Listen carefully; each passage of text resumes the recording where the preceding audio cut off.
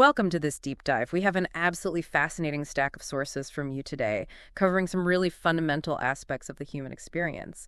Motivation, memory, happiness, education, and loneliness. Yeah, these are topics that touch everyone, and the material you've shared provides some, well, genuinely thought-provoking insights into each one. Our mission in this deep dive is to really unpack these sources, pull out the most important nuggets of knowledge and insight, and basically provide you with a toolkit, for navigating these core parts of life. Definitely.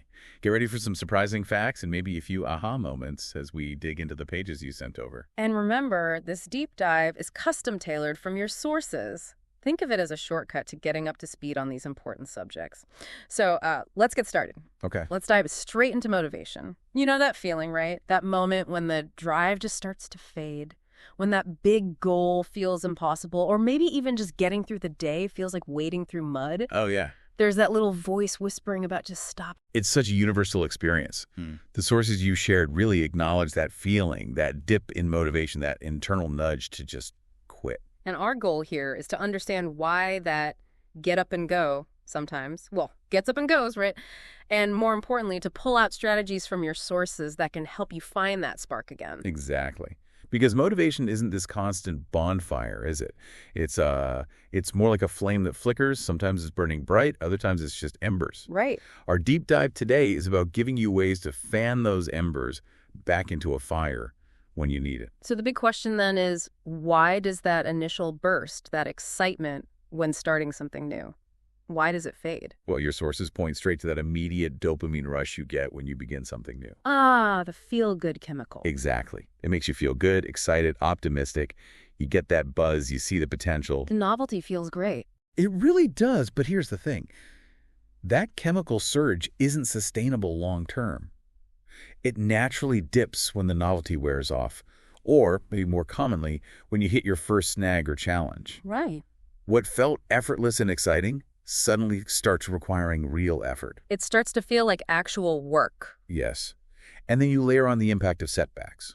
A rejection, a failure, maybe just feeling like you're spinning your wheels, not making progress. One of your sources specifically highlighted the concept of learned helplessness. Okay, what's that about? It's this idea that if you experience repeated failures, you could start to internalize this belief that your efforts just don't matter. If everything you try seems to go nowhere, why bother trying again? That sounds incredibly demotivating. Like, what's the point? It's a really powerful drain. And beyond those specific failures, your sources also talked about just the everyday drains. Looming deadlines, money worries, maybe even unsupportive people around you. People who aren't exactly pouring fuel on your fire. Precisely. Time constraints, financial strain, lack of support. They all amplify that internal urge to just, give up. It's amazing, though, what people manage to push through despite all that. But here's a core insight from your sources, and it's actually really empowering. Motivation isn't just something you have or don't have, something you passively wait for. It's more like a muscle. Or a skill. Yeah, a skill you can develop. By understanding what drains it and what fuels it, you can learn to strengthen it. Okay, so we know why the dip happens. How do we start building that muscle? What's in the toolkit your sources offered? Well, the first strategy they really emphasize is re-examining and reframing your why. Your core reason for doing whatever it is in the first place. Yes, your why is your anchor. It's your foundation. It's what connects you back to the original purpose when things inevitably get tough. But it needs to be more than just some vague idea. Your sources really stressed the power of specificity here, didn't they? They gave a great example. Instead of a general goal like lose weight. It's so much more impactful to frame it as something like, lose weight so I can play with my kids in the park without getting winded. That makes it so much more tangible and emotionally resonant. It links the current struggle directly to a meaningful outcome. Exactly.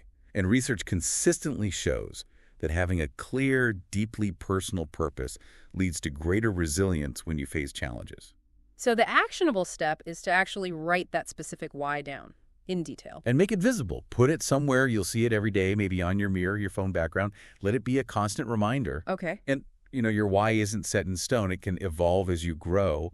The key is just staying connected to it. Okay, so we're anchored by our why, but those big goals can still feel totally overwhelming, right? Leading to that sense of paralysis. Which brings us straight to the second strategy, breaking down those big, daunting goals.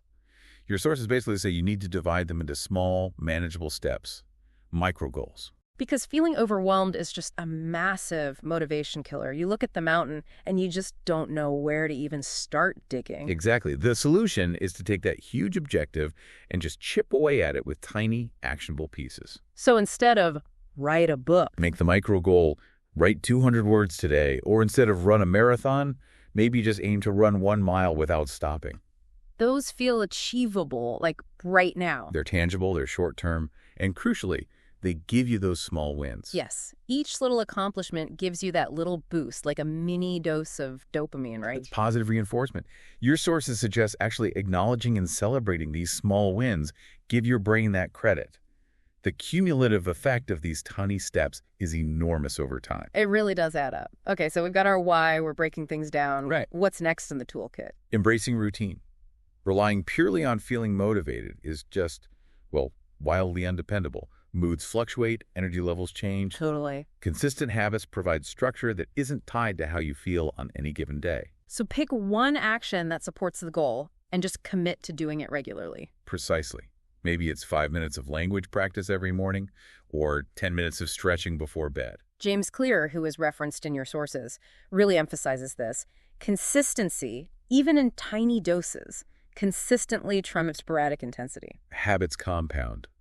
And your sources also mention habit stacking, the idea of linking a new habit to an existing one. Oh yeah, like after I brush my teeth, I will do my 5 minutes of Spanish flashcards. Exactly. Your brain just automatically treats it as the next step. Routine carries you forward, even when that feeling of motivation dips. Okay, so we've talked about having a why, breaking things down, building habits, but sometimes that urge to quit isn't really about lacking drive, is it? It's more like the fear of failure holding you back. That fear of putting in all that effort and still not achieving what you hoped for, it can feel safer not to try at all sometimes. That little voice saying, what if you give your absolute best and it's still not enough? And that anxiety can genuinely prevent you from even starting. But your sources strongly counter this. Failure isn't the opposite of success. It's actually an integral part of it. A stepping stone, basically. Exactly. Think of J.K. Rowling's many rejections before Harry Potter, or Thomas Edison's thousands of failed attempts before the light bulb worked. Failure is feedback. It's a way to learn, not a judgment on your worth. So the idea is to reframe setbacks as data points. Yeah, analyze what happened. Why didn't that presentation land? What can you learn from missing that sales target? Viewing failure as a teacher significantly reduces its power over you. And maybe facing the regret of not trying at all is actually a greater fear in the long run. That's a great point. The sources also really emphasize the people around you. Your social circle. Absolutely. We're deeply influenced by our environment. Being around negative, discouraging people makes staying motivated incredibly hard. Supportive, enthusiastic people can genuinely lift you up. And this isn't just like anecdotal wisdom. Your sources reference the Framingham Heart Study, which showed how things like happiness and even motivation can literally spread through social networks. It's like contagious positive energy. Yeah. So take stock. Who encourages you? Who kind of drains you? Prioritize spending time with those who fuel your fire. And find your tribe people who have similar goals. Yeah, online forums, local groups, workshops. Sharing experiences provides camaraderie and makes you feel less isolated on your journey. Okay, so that's the external influence. What about the voice inside our own heads? The inner critic. That can be the most significant internal barrier, can't it? That negative source that just gets louder when you're already feeling down, telling you you're not good enough, whispering that you should just quit. How do you quiet it? Well, first, awareness. Just notice the negative thoughts without judging them, almost like watching clouds drift by. Then challenge them. Counter the you'll fail with, okay, I can learn from this, or I've handled tough things before. Consciously reframing those thoughts. And your sources mentioned a fascinating technique, third-person self-talk. Saying, you've got this instead of I've got this. Exactly. Psychologist Ethan Kross's research suggests this creates psychological distance. It seems to reduce stress and boost resolve, almost like you're giving yourself objective, helpful advice. That's actually quite powerful. Okay, reframing our internal dialogue, that kind of leads to the next strategy. Rest, don't quit. Yes. Sometimes that overwhelming urge to give up isn't a lack of will. It's simply your body and mind signaling exhaustion. It's not weakness. It's a necessary signal. Rest is a strategic necessity, not a luxury. Pushing relentlessly when you're burnt out is totally counterproductive. Your sources suggest scheduling breaks, maybe using something like the Pomodoro technique, working in focused intervals with intentional rest periods built in. Even just stepping away for a few minutes can help reset things. Definitely. And for deeper exhaustion, a longer break a day, maybe a weekend, to truly disconnect and recharge. You often return with renewed energy and a fresh perspective. So once we're hopefully feeling a bit more recharged, your sources talk about visualization. Right. And importantly, not just visualizing the end goal, the shiny success, but also visualizing the process, the journey itself. So it's more than just wishful thinking. It seems to have a real psychological impact. Sure. Visualization makes goals feel more tangible, more attainable. Research mentioned in the Journal of Experimental Social Psychology indicated that vividly imagining success actually enhances both motivation and your belief in your own capability. So picture having achieved the goal, how it feels. And also visualize taking the necessary steps, navigating potential challenges, earning those small wins along the way. It makes the path feel less abstract and more within your control. Okay, visualization. What about tracking your progress? That seems very practical. It is, and it's a really effective one. It's so easy to feel stuck if you have no way of measuring your movement. Tracking provides concrete evidence of your efforts, however small they might seem. Using a journal, maybe a spreadsheet, a visual chart, anything that shows progress over time. Seeing the numbers climb, or seeing that to-do list shrink, provides a tangible boost. It keeps you accountable and helps you see what strategies are actually working. It's just harder to quit when you can look back and see how far you've already come. Makes sense. And the final strategy from your sources, this one was interesting. Accepting that it's okay to pivot. Sometimes that urge to quit isn't about the difficulty of the challenge. It actually means the goal itself is no longer the right fit for you. Priorities change, our desires evolve over time. Exactly. Holding on to a goal that no longer aligns with who you are or what you value can be profoundly demotivating in itself. Letting go and changing direction isn't failure. It's self-awareness. It's courage, really. It demonstrates strength and growth. It's not giving up. It's having the wisdom to know when something isn't right anymore and the strength to seek fulfillment elsewhere. Like leaving a job that consistently makes you unhappy, or moving on from an old passion that doesn't excite you anymore. Those are acts of self-respect. You deserve to feel fulfilled. So that's quite a toolkit from your sources. Reconnecting with your why, breaking down goals, building routines, reframing failure, surrounding yourself with supportive people, mastering that inner dialogue, using rest strategically, leveraging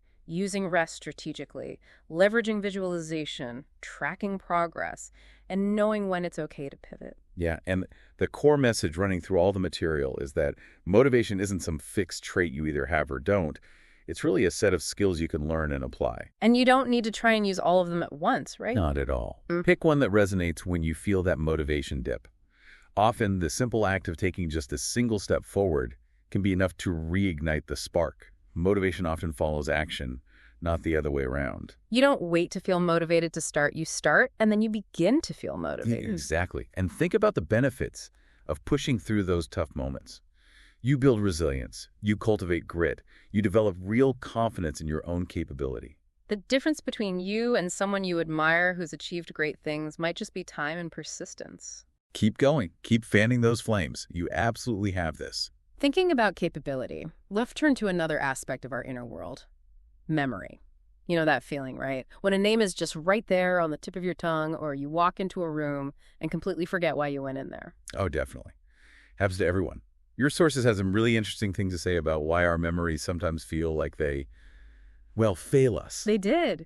And today's deep dive question is forgetting just a glitch in the system? Or, and this sounds kind of counterintuitive, is it actually a feature? The material you provided makes a pretty compelling case that forgetting might actually be a good thing sometimes. Strange as that sounds. It's such a universal experience. Understanding it is incredibly insightful.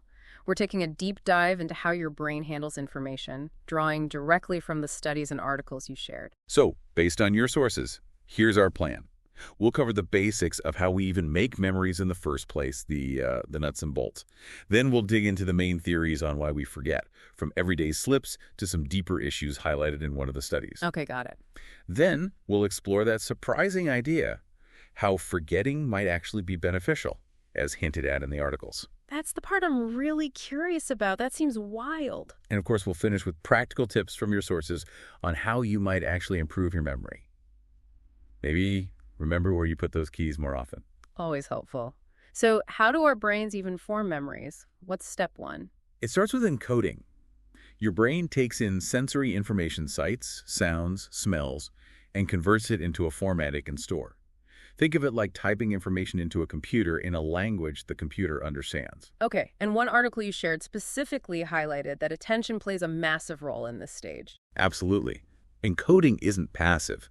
The more focus and effort you put into paying attention in the moment, the stronger that memory trace will be right from the start. It's like the difference between having two conversations at once, barely listening to one, versus really hanging on every word of the other. You'll remember the second one way better because you were truly present. Precisely. You have to capture the information effectively in the first place.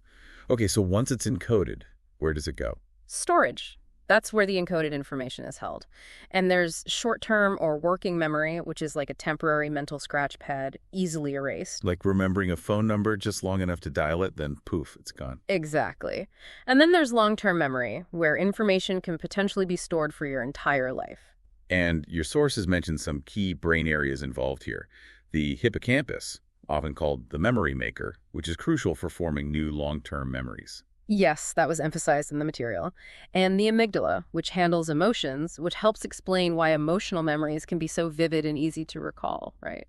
Yeah, the amygdala helps tag those memories with emotional significance, essentially making them stickier. And the cerebral cortex is kind of like the vast filing cabinet for all that long-term storage. So information is encoded, hopefully stored well, and then what? Retrieval. Going back into those mental files to find the information you need, but as we know, it isn't always easy. No. How easily you can retrieve a memory depends heavily on how well it was encoded and stored initially. You need the right cues, kind of like the right search terms for your mental filing cabinet.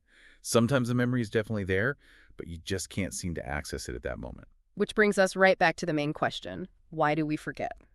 Let's look at the theories your sources covered. First up, decay theory. A fairly simple idea. Memories, particularly in short-term memory, just sort of fade over time if they aren't used or revisited. It's the classic use it or lose it concept. Like a path through the woods getting overgrown if nobody walks on it. The neural pathways just weaken. Makes sense for temporary information.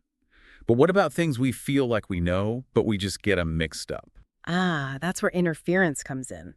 Your research paper went pretty deep into this. It's essentially when memories get jumbled up and compete with each other.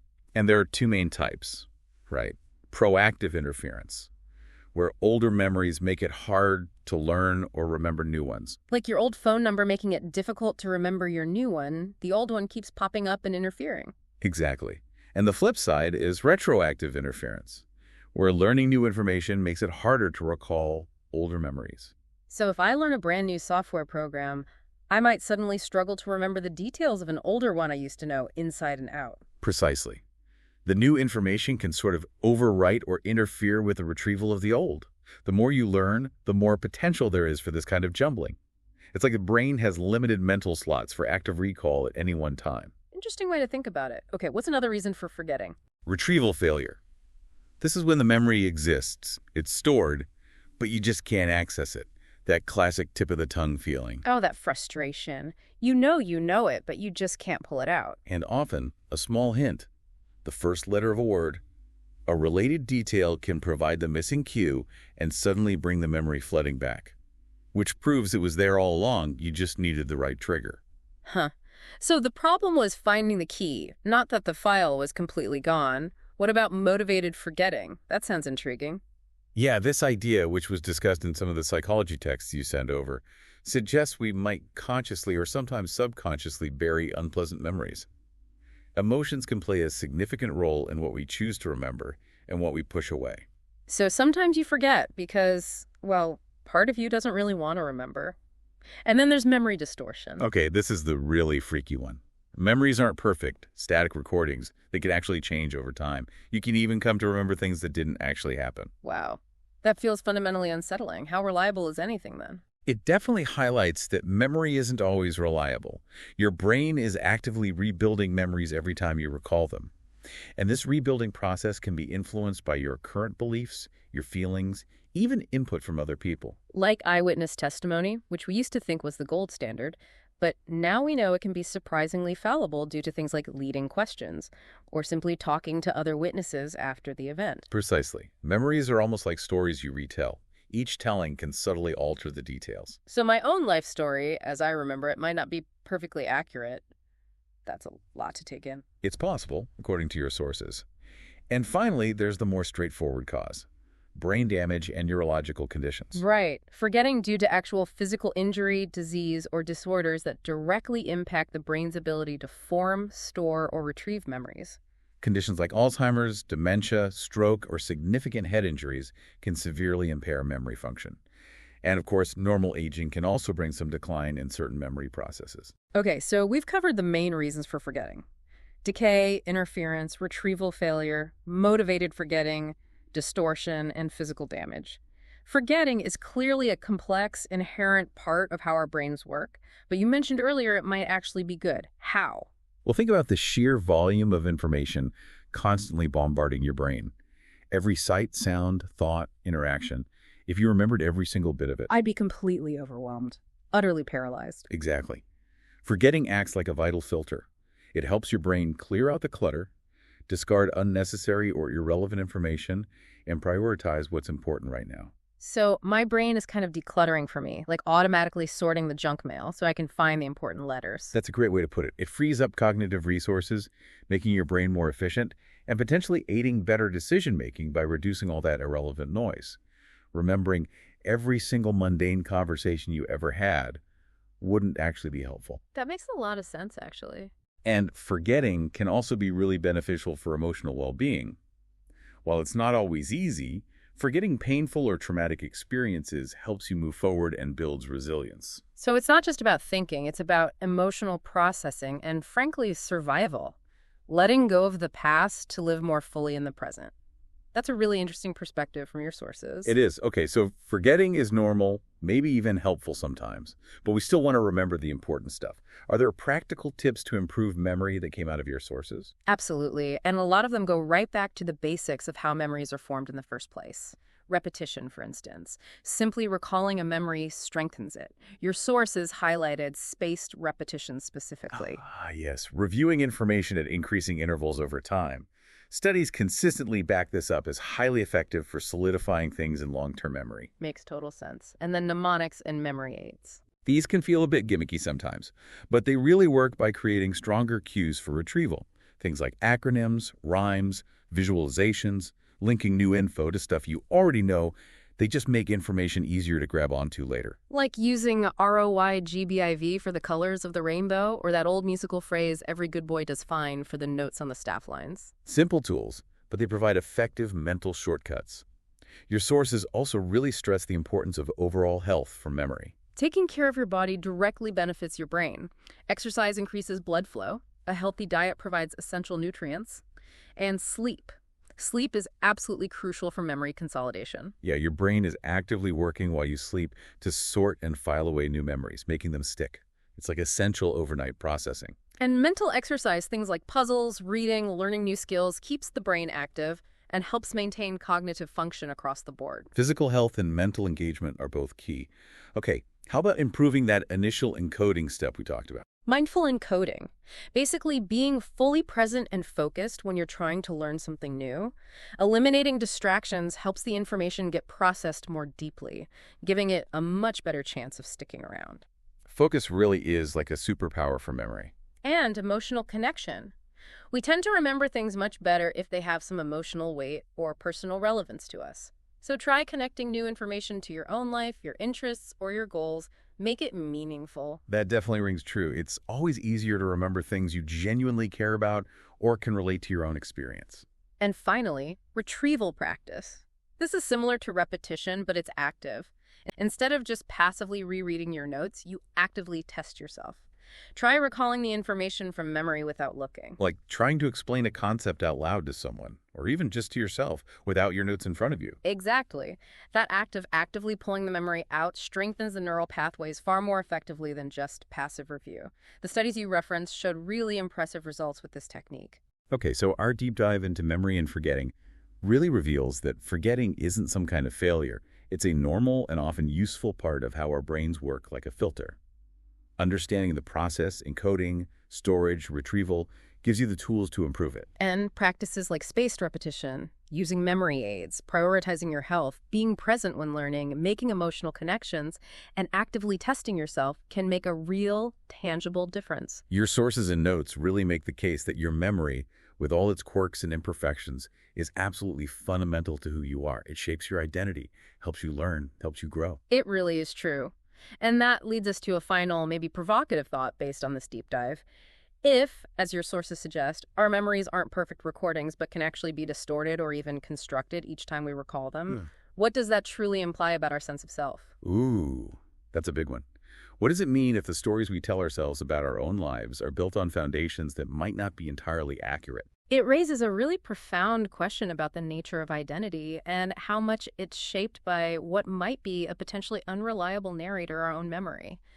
Definitely something to ponder long after this deep dive is over. Pondering the nature of self. Let's shift gears now and explore something we all seem to seek. Happiness. It feels like something everyone wants, but the sources you provided really show it's maybe more complex than just feeling good all the time or, winning the lottery. Absolutely. Today's deep dive goal is to really unpack what happiness actually is, delve into the science behind it, both the biological and the psychological factors, and look at what truly contributes to a fulfilling life. Yeah. The science of happiness is genuinely fascinating stuff. It truly is. Where should we start? Maybe with the definition, because your sources suggest happiness isn't just one single thing, right? Researchers often talk about two main types. Yes, they typically distinguish between hedonic happiness and eudaimonic happiness. Okay, hedonic happiness being that immediate pleasure or enjoyment, that feeling good in the moment. Exactly. The good feelings often driven by external stimuli. Eating a delicious meal, having a fun night out with friends, the excitement when your favorite team scores, that first sip of coffee in the morning, those short-term pleasures. Governed by external things, mostly. And then eudaimonic happiness. What's that? That's the more profound kind. It's more about finding meaning and purpose in life, about personal growth, contributing to something larger than yourself. It's a deeper, more internal sense of fulfillment. Like the difference between eating a sugary snack versus a really nourishing meal. Both might feel good initially, but only one provides lasting sustenance, right? That's a great analogy, and the research consistently backs this up. Eudaimonic happiness is much more strongly associated with long-term well-being. Better mental and physical health, stronger relationships, all the markers of a genuinely well-lived life. So it's like having a strong internal foundation for your well-being. Now let's get into the biology. Your sources emphasize that our bodies and brains are directly involved in this whole happiness equation. Oh, absolutely. They are like miniature chemistry labs, constantly influencing our mood. They produce neurotransmitters and hormones that play a huge role. The chemicals behind the feelings. Yeah. Let's talk about a few key players your sources mentioned. Dopamine, for instance. Ah, yes, the reward chemical. It's crucial in the brain's reward system. It gets released when we achieve a goal or experience pleasure, giving us that feeling of satisfaction and motivation. Like when you finally finish a big project or eat something really delicious or maybe hit a personal best at the gym. Exactly. And interestingly, your sources noted that sometimes the anticipation of a reward can be even more powerful, release more dopamine than the reward itself. Really? Like planning a vacation can generate more of that happy buzz than actually being on the trip sometimes. It seems the journey can be just as rewarding, chemically speaking, as the destination. Okay, next up, serotonin. Often called the mood stabilizer, right? Yes, it plays a vital role in regulating mood, sleep, appetite, and even social behavior. Low levels are pretty strongly linked to conditions like depression and anxiety. But the good news is, your sources highlighted several natural ways to potentially boost serotonin levels. Definitely. Things like regular exercise, spending time outdoors in sunlight, connecting with loved ones, and practicing gratitude. It shows that lifestyle choices play a significant role alongside any potential medication. And oxytocin, sometimes called the love hormone or bonding hormone. Right. It's released during physical touch, like hugging, social bonding, and even acts of kindness. It fosters feelings of trust, connection, and belonging. That warm, fuzzy feeling you get after a good hug or when you do something nice for someone else. It powerfully reinforces just how fundamental human relationships are for our overall happiness. Were there any other chemical contributors mentioned? Endorphins, basically the body's natural painkillers and mood boosters, they're responsible for the famous runner's high, released during physical exertion, but also during experiences of pain and, interestingly, laughter. So a good hearty laugh really is good for you, chemically speaking, thanks to endorphins. It seems so. Your body is actively working behind the scenes to contribute to your sense of happiness through this really complex chemical system. Okay, moving to the psychological side. Your sources explored various frameworks for understanding well-being. One that really stood out was the PERMA model. Yeah, that's a popular one. It's an acronym for 5 core elements of well-being. P is for positive emotions, experiencing joy, hope, gratitude, contentment, those good feelings. E is for engagement, being fully absorbed in activities, getting in that flow state. Where you kind of lose track of time because you're so focused and enjoying what you're doing. Exactly. R is for relationships, nurturing strong, positive connections with loved ones, spending quality time together. M is for meaning, having a sense of purpose, feeling like you're part of something bigger than yourself. Finding your why. And A is for accomplishment, achieving goals, feeling competent, experiencing success and mastery in areas that matter to you. And your sources suggest that while all 5 elements are important, research indicates that meaning and engagement might be particularly strong predictors of overall life satisfaction. Interesting. So it's not just about feeling good moment to moment, but about feeling like your life has purpose and that you're actively involved in it, living a full, engaged life. This kind of leads to that fascinating concept of the hedonic treadmill. Ah, yes, the hedonic treadmill. It's the tendency we humans have to adapt to life events, both positive and negative, and eventually return to a relatively stable baseline level of happiness over time. So the initial thrill of winning the lottery fades eventually, and you kind of revert back to your usual happiness level? Pretty much. And similarly, the devastation after a significant negative event usually lessens over time, and people tend to adapt and move back towards their baseline. Your happiness set point seems to reset. Does that mean we're just stuck at whatever our baseline is? That sounds a bit deterministic. Not entirely. While you can't completely escape the treadmill effect, your sources suggest you can influence the speed and extent of adaptation. Practices like gratitude and mindfulness can help you savor positive experiences longer and appreciate what you have now, effectively slowing down that treadmill effect. So focusing more on the present moment rather than just constantly chasing the next thing. Exactly. And also, pursuing intrinsic goals, activities that are inherently rewarding in themselves, rather than solely focused on external outcomes like money or status, tends to lead to more lasting satisfaction. Finding joy in the process itself, not just the end result, which ties nicely into the happiness set point concept your sources also discussed. Right.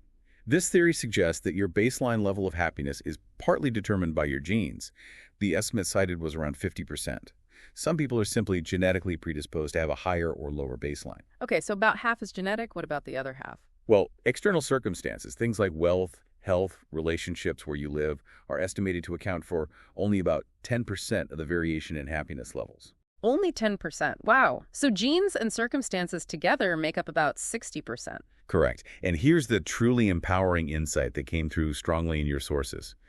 The remaining 40% is significantly influenced by your intentional activities and choices, things you actively choose to do and think. Wow. Almost half is potentially within our direct control. That's huge. It's a really encouraging idea, isn't it? It means we have significant agency in cultivating our own well-being, regardless of our genetic predispositions or external circumstances. So what are some of these evidence-based intentional activities that your sources recommend to boost that 40%? Well, gratitude, as we mentioned, is a really powerful one. Consciously making an effort to appreciate the good things in your life, even the small ones, can have a big impact. Journaling or daily reflection helps. Engaging in meaningful activities is another. Pursuing hobbies, volunteering for a cause you care about, doing work that aligns with your values. Finding that sense of purpose and living in alignment with it. Nurturing relationships is absolutely essential. Spending quality time, expressing appreciation, being there for people, prioritizing physical health, regular exercise, healthy diet, sufficient sleep, because our minds and bodies are so deeply interconnected. Contributing to both mental and physical well-being. Practicing mindfulness and meditation can be fantastic for cultivating presence, managing stress, and regulating emotions.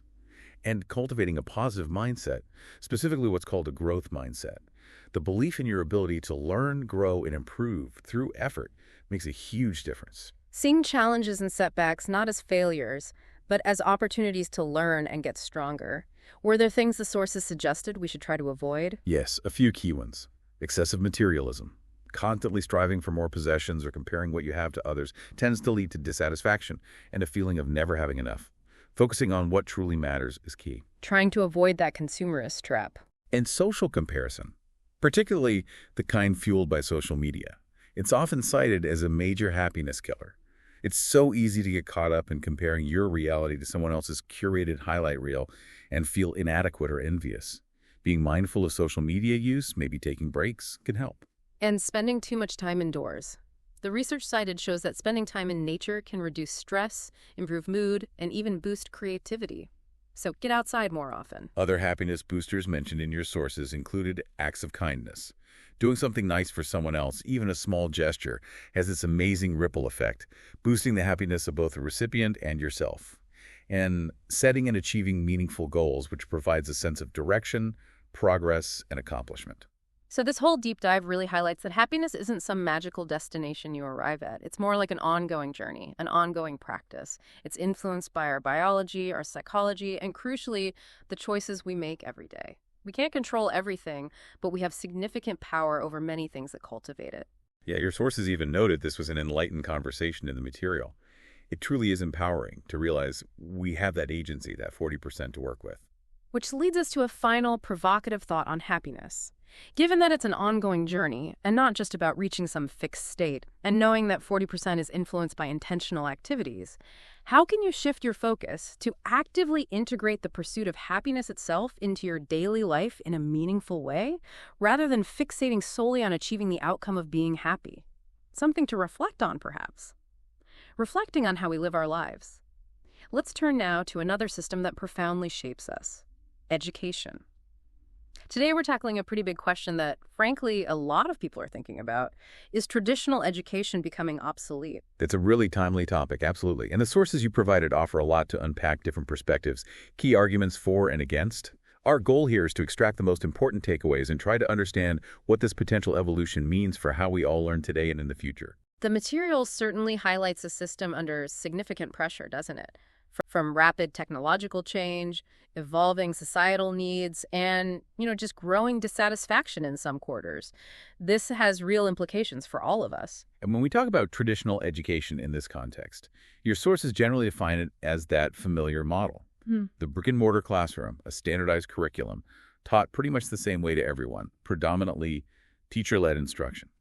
It's been the bedrock for generations, but it's definitely facing some serious questions in the digital age. There's this real tension, it seems, between that established structure and the very different demands of today's world, things like personalized learning, fostering complex problem-solving skills, creativity. To really understand the critique, it helps to look at the origins of this system, which your sources discuss. The foundations were largely laid back during the Industrial Revolution. Right. There was this massive societal need to prepare a large workforce for factories and also to instill basic literacy, numeracy, and a certain level of discipline for civic life. Exactly. Yeah. The aims were quite practical. Create a functional workforce and socialize people into shared norms. The system was essentially designed for the mass production of basic skills. You can almost picture how it mirrors the factory floor, the hierarchical structure, the fixed schedules, the bells, the standardized content delivered via textbooks. Teachers kind of dispensing knowledge, students absorbing it, and then being tested on their retention. And higher education then provided more specialized training, with formal credentials being the primary pathway to professional opportunities. Now, this system undeniably served its purpose, right? It drove incredible economic and societal progress through the 19th and 20th centuries. But then the internet happened. Automation became widespread, the world became vastly more interconnected, and the skills needed in the job market shifted dramatically. Yeah. Simply memorizing facts is far less crucial when almost any piece of information is instantly searchable online. Employers today increasingly prioritize things like adaptability, creativity, critical thinking, and digital fluency. So the central question your sources pose is, does a system designed for a very different era adequately prepare people for the complexities of the 21st century? Preparing students for a world that maybe doesn't quite exist anymore in the same way, this is where the arguments against traditional education really gain traction, as presented in your sources. A key argument revolves around its inherent rigidity, that one-size-fits-all approach. It's seen as increasingly out of step with how modern learners actually learn and the complexities of the world they're entering, People learn differently at different paces. They have unique strengths and weaknesses. And a standardized approach tends to ignore all that diversity, leaving some students bored and unchallenged, while others might feel lost or disengaged. It can be a recipe for disaffection from learning itself. The curriculum itself also faces criticism. While core subjects are obviously vital, sources argue that the sometimes heavy emphasis on rote memorization can come at the expense of developing those crucial 21st century skills that employers are actually looking for now. I think there was a statistic from a 2022 World Economic Forum study cited in your material that estimated something like 65% of children entering primary school today will eventually work in jobs that don't currently exist. Exactly. And these future jobs will likely demand skills like coding, data analysis, emotional intelligence, collaboration, areas where traditional education systems often fall short. The concern is whether the system is inadvertently preparing students for yesterday's challenges instead of equipping them for tomorrow's. Trading kids for yesterday's problems, not equipping them for tomorrow's possibilities. And then there's the whole focus on standardized testing. Right. These high-stakes exams, as the articles point out, often measure a very narrow slice of a student's actual abilities and can inadvertently lead to teaching to the test. Alfie Kohn, who is quoted in one source, argues pretty forcefully that this undermines the very essence of education, turning learning into a performance game, a hurdle to jump over for a grade. So students might graduate with impressive credentials on paper, but lack those essential soft skills, collaboration, resilience, and entrepreneurial mindset that employers increasingly value. And then just consider the sheer investment of time and resources involved, typically 12 years of compulsory schooling, plus potentially 4 more years for college or university. Is this the most effective use of that time, essentially front-loading almost all formal education into the first 2 decades of life? Especially in an era where lifelong learning is becoming the norm. It seems a bit out of sync with the reality that most people will need to constantly update their skills throughout their careers. There's also the opportunity cost to consider. What else could students be doing with that time? Gaining practical work experience, pursuing personal passions, engaging in real-world, hands-on projects that might actually be more beneficial for their future. And then, layered on top of all this, is the undeniable impact of technology. Oh, absolutely. The rise of online learning platforms has truly democratized access to information and skills in an unprecedented way. Your sources mention platforms like Coursera, Khan Academy, even YouTube, offering incredibly high-quality educational content, often for free or very low cost, accessible to anyone with an internet connection at their own pace. The sheer breadth and depth of learning available outside the traditional classroom now is just remarkable. You hear stories of teenagers mastering complex skills like Python programming online, sometimes faster and more effectively than they might in a standard high school computer science class. And with the emergence of sophisticated AI tools, adaptive learning software, and personalized learning platforms, the potential for truly individualized education experiences outside the traditional classroom is rapidly becoming a reality. This really forces the question, if knowledge and skills are so readily accessible elsewhere, what is the unique value proposition of the traditional educational structure today? What role does it uniquely play anymore? And this has clearly spurred the rise of various alternative education models, which your sources explore quite a bit. Homeschooling, for example, has seen a significant surge in popularity. The National Home Education Research Institute reported over 10% annual growth in the U.S. between 2020 and 2023. This was partly driven by the pandemic, of course, but also by growing dissatisfaction with traditional schools, and it's been enabled by technology, making it easier to provide structured learning environments at home with access to vast online resources. Allowing for that customized structured learning right at home. And then there's the more radical approach, unschooling. Yes. As described in your sources, this is essentially a rejection of formal curriculum altogether, favoring child-led learning based entirely on intrinsic curiosity. The philosophy, rooted in thinkers like John Holt, is that children learn best when they're pursuing their own interests. That idea of interest-driven learning really resonates, doesn't it? Especially with younger generations who are so used to curating their own content feeds online. And then there's the explosion in online learning platforms offering not just individual courses, but micro-credentials, specialized certifications, and even full degrees. LinkedIn data from 2024, cited in your materials, showed that 57% of professionals had taken an online course specifically for career advancement. That signals a huge shift towards just-in-time learning, acquiring specific skills exactly when you need them for your career. Your sources also highlighted the growing emphasis on vocational training and apprenticeships. Right, pointing to models in countries like Germany and Switzerland, where there's a deeply ingrained culture of hands-on practical training alongside theoretical learning. These paths often lead to well-paying jobs more quickly and with significantly less debt compared to traditional four-year degrees. A stark contrast to sometimes expensive degrees that don't always translate directly into specific career paths. And you see initiatives in the US like coding boot camps or programs like Year Up that are condensing training into shorter, more intensive periods, catering to that desire for rapid skill acquisition and entry into the workforce. And it's important to note that even within traditional education systems, there are experiments happening, things like project-based learning, incorporating Montessori principles. These are real attempts to introduce more student-centered, engaging approaches. Project-based learning, for instance, replaces passive lectures with students tackling real-world problems, fostering collaboration and creativity. iTech High in California was mentioned as a successful example, producing graduates who are well prepared for innovative fields. All of this really suggests the future isn't necessarily about the complete obsolescence of traditional education, but rather about its evolution. However, it's crucial to balance this, because your sources also make a compelling case for the continued value of traditional education. There are strong arguments in its favor. One key strength, often cited, is the provision of structure. That predictability, those established routines, they provide a vital foundation, especially for younger students developing self-discipline. An OECD report in 2023 noted that students in structured learning environments often outperform their peers in self-paced settings when it comes to things like persistence and overall academic achievement. And then there's the crucial social aspect. Schools are unique places where children and young adults learn vital social skills, interaction, collaboration, empathy, navigating conflict. The American Psychological Association research highlights how essential in-person interaction during formative years is for developing emotional intelligence. We also can't overlook the equity argument. Public education, at its core, is designed to provide universal access to learning opportunities regardless of a child's background. It's meant to be a cornerstone of a just and equitable society. This is a really important counter-argument. While we know disparities exist in practice, the ideal remains powerful. Online learning, for all its benefits, often struggles with equity, as it relies heavily on access to technology and reliable internet, which simply isn't universal. UNESCO estimates millions of children worldwide still lack access even to basic schooling.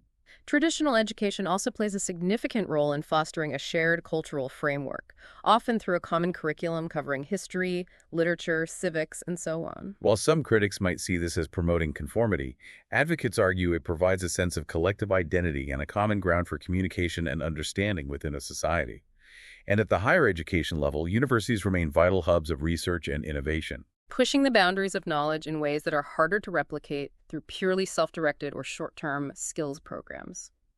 And finally, there's the power of the credential itself. Yes, despite all the talk about alternative pathways and micro-credentials, employers and institutions still often heavily value traditional degrees and diplomas.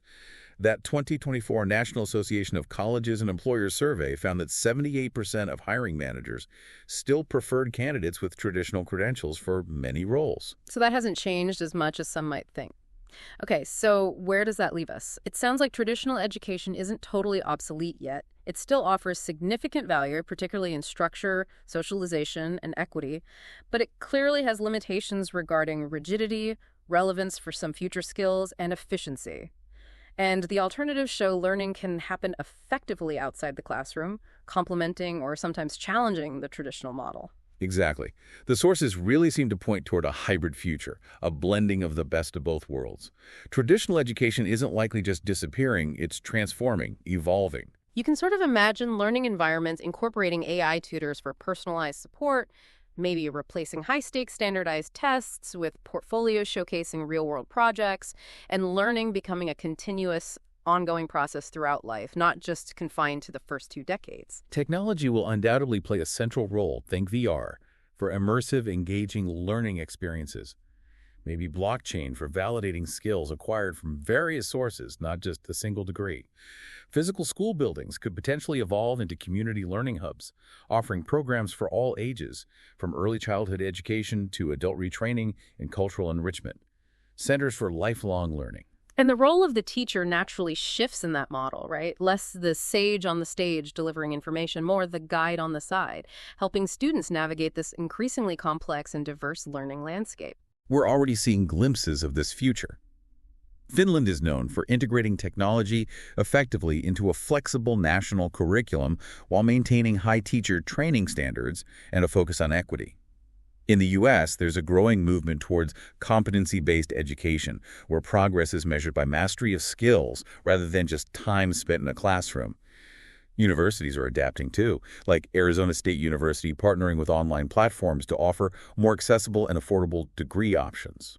But this transition won't be without challenges, surely. Funding shifts, resistance to change from established institutions, and critically, ensuring equity, making sure all students can access these new opportunities, not widening existing gaps. Absolutely. Yeah. And as learning becomes more personalized and potentially fragmented, how do we maintain shared values and social cohesion? These are really important questions we need to grapple with as a society. So, to bring it all back around, is traditional education obsolete?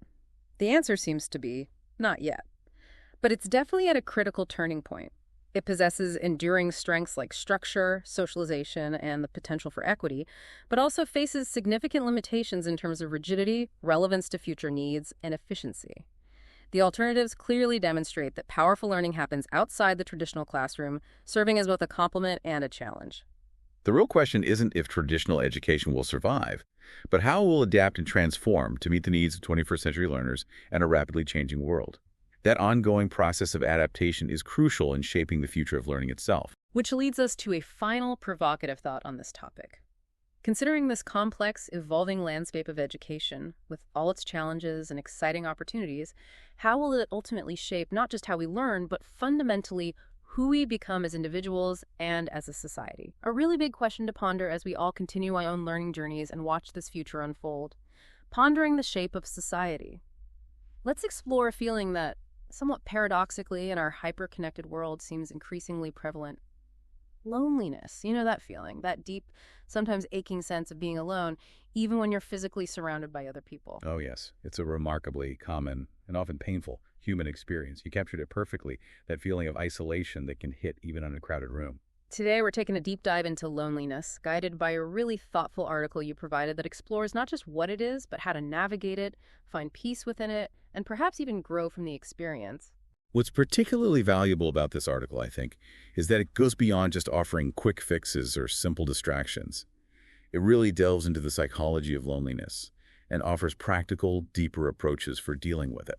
Our goal here is to extract those valuable insights from the article, thinking about them not just as ways to cope with or survive loneliness, but maybe even, as the article suggests, finding unexpected strength or self-discovery in those moments, maybe even figuring out how to thrive.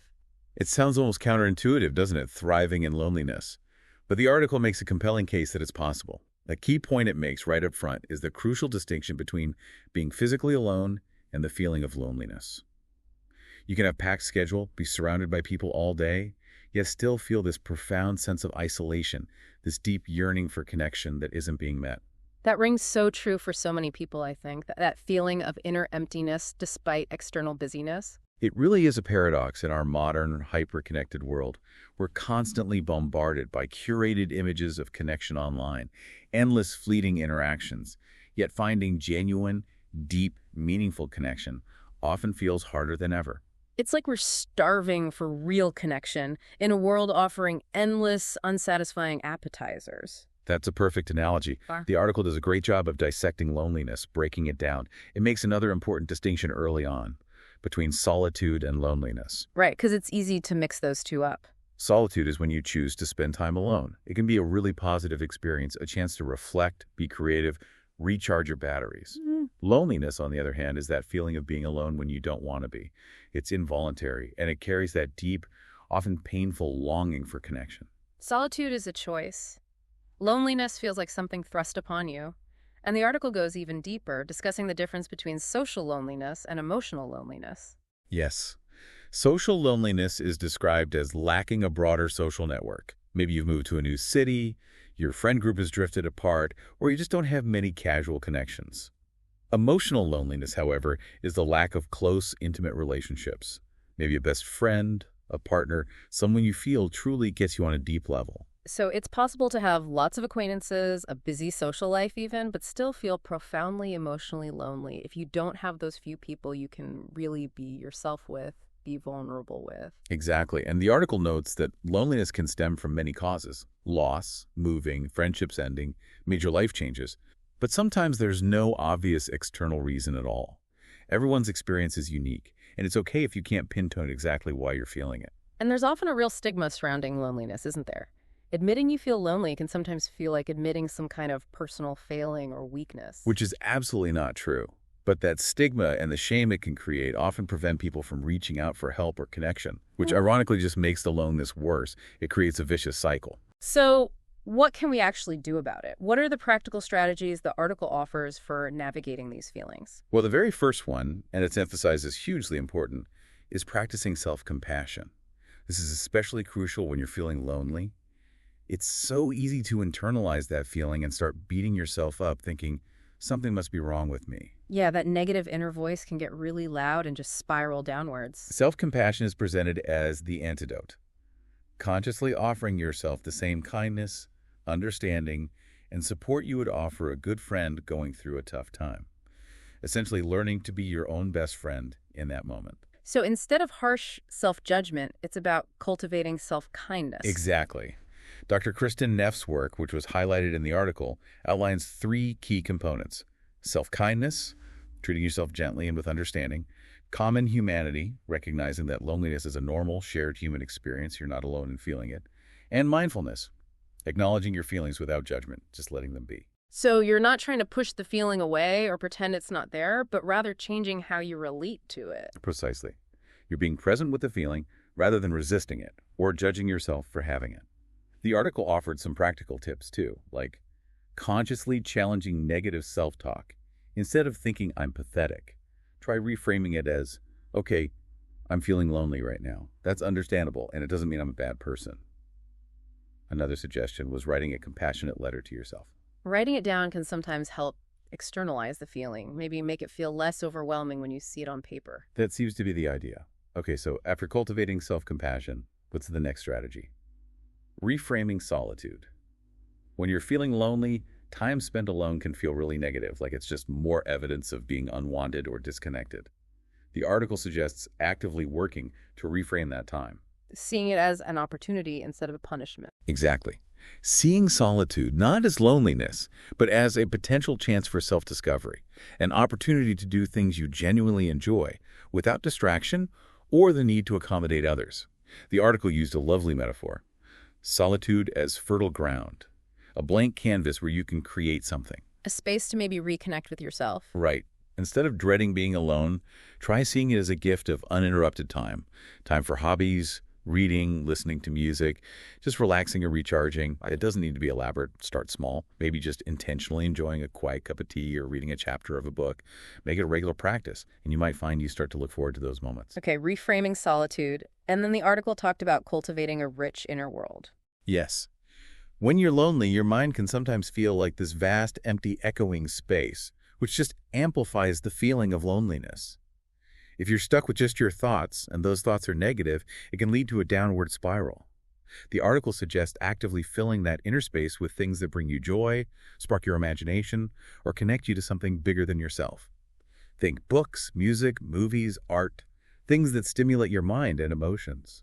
The article mentioned specific books, didn't it? Like The Night Circuses for its beautiful language and sense of escape, or To Kill a Mockingbird for its powerful lessons in empathy. Yeah, it's not just about distraction.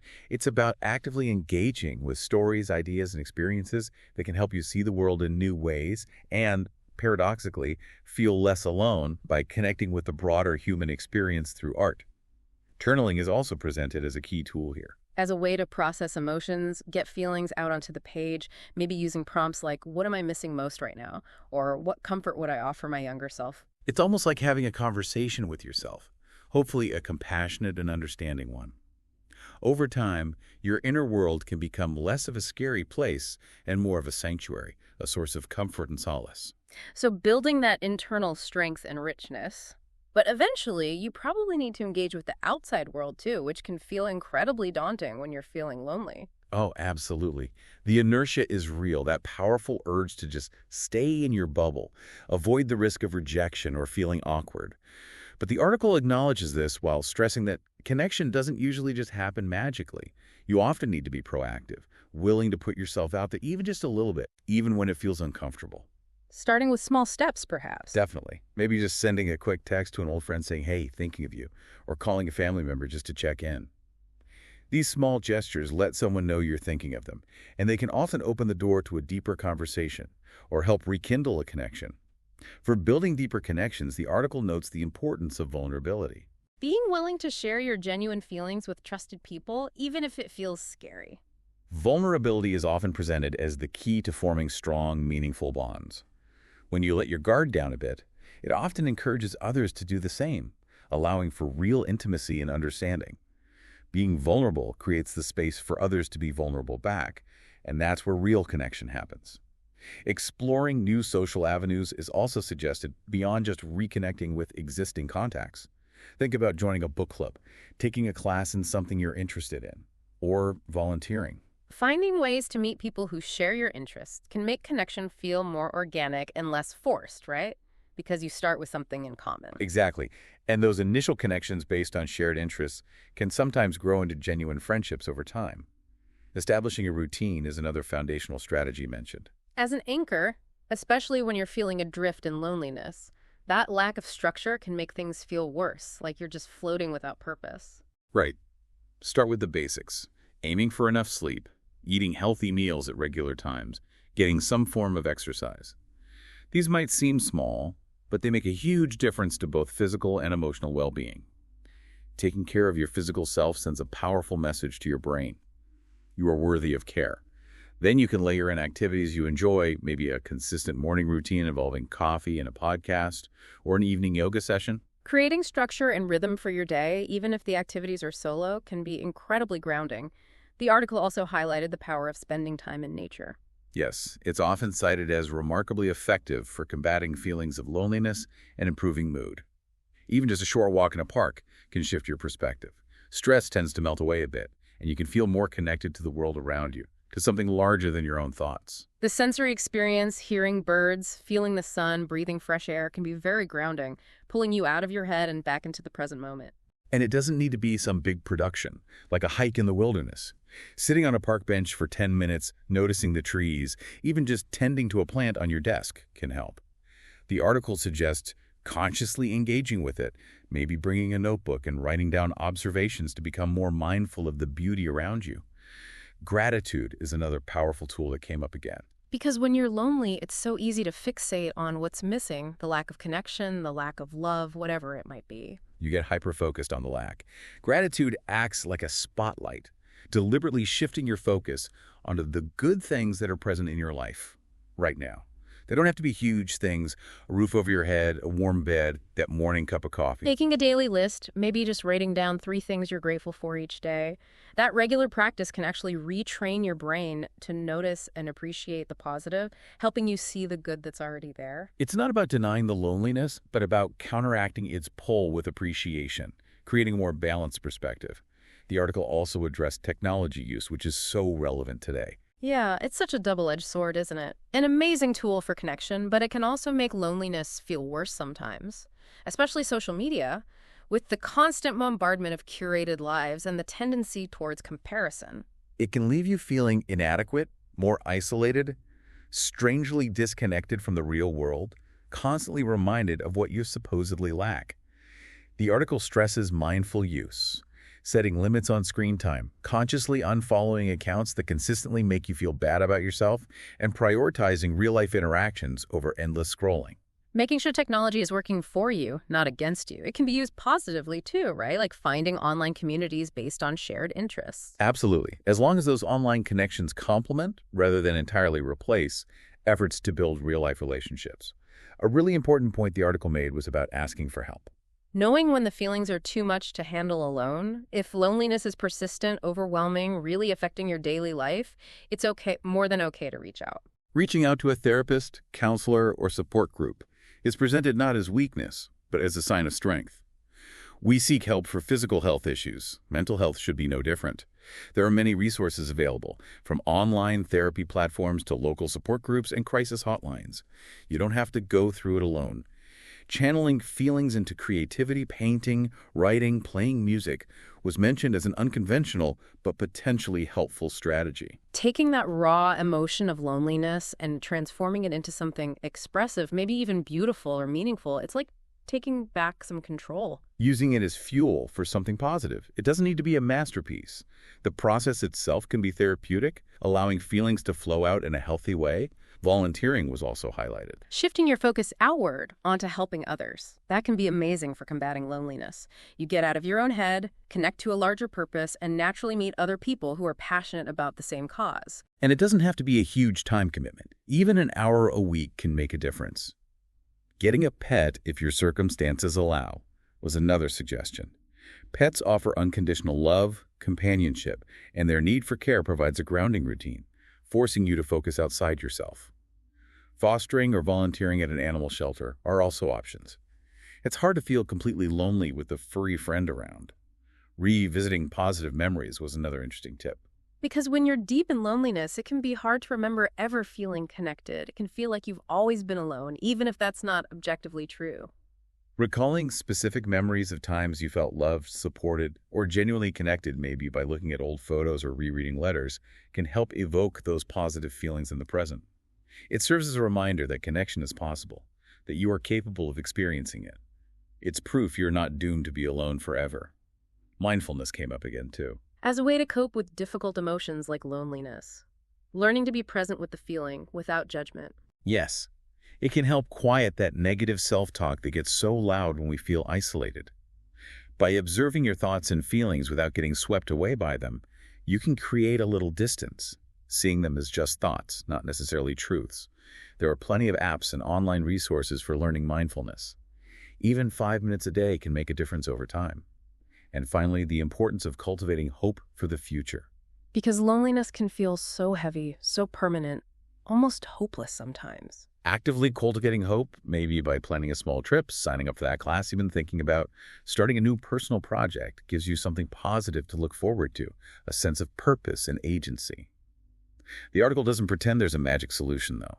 It emphasizes that everyone's experience is unique, and what works for one person might not work for another. So it's about finding what works for you, experimenting, being patient with yourself. Progress isn't likely to be linear. There will be good days and bad days, and that's normal. It's a journey. Exactly. Celebrate the small victories, reaching out to one friend, managing 10 minutes of mindfulness.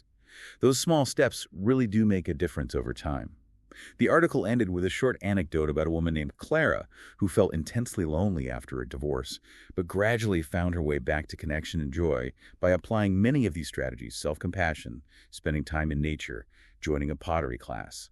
It served as a hopeful example. The ultimate takeaway seems to be that, hard as it is, loneliness can actually be a powerful teacher. It shows us what truly matters to us, clarifies our values, highlights our fundamental need for connection and fulfillment. It can make us more compassionate, both towards ourselves and others. And perhaps it helps us appreciate those moments of genuine connection, feeling seen, heard, and understood even more deeply when they happen. Ultimately, the feeling reminds us we're all in this together, connected in ways we often don't realize.